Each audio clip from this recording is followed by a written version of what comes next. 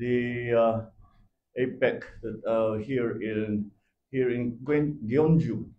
Gyeongju. It is actually. Have you? Were you able to walk around Gyeongju? Ang ganda dito. They were there. Hindi ko, wala akong, never pa ako nakapunta rito. Hindi ko alam ganun pala kaganda rito. Anyway, that's why kami yung mga kasama namin, yung mga leader, kailangan natin bumalik dito as a civilian. So para we can look around. Anyway, so we just finished that. And this afternoon, we witnessed the turnover of the chair of APEC from Korea, the Republic of Korea, and now to the People's Republic of China. So China is going to host the APEC for the next year.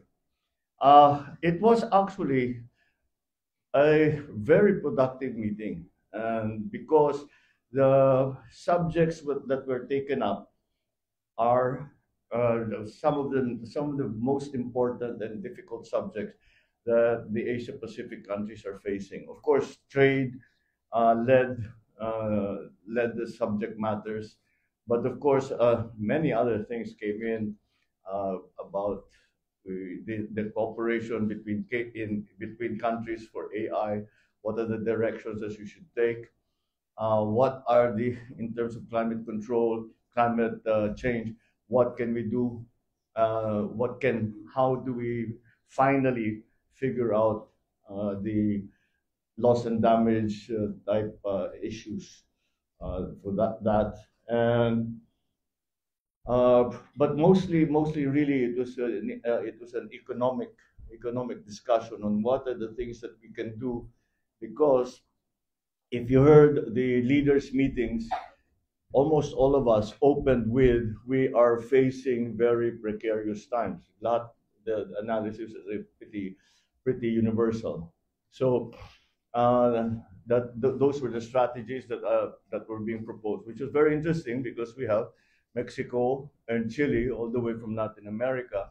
Of course, we had most of the ASEAN leaders here as well. You had many of those who were in ASEAN also there. The U.S. was here. President Trump did not attend the APEC, but mostly he came here for the meeting with President Xi Jinping. Secretary Lutnick was the one who represented him here.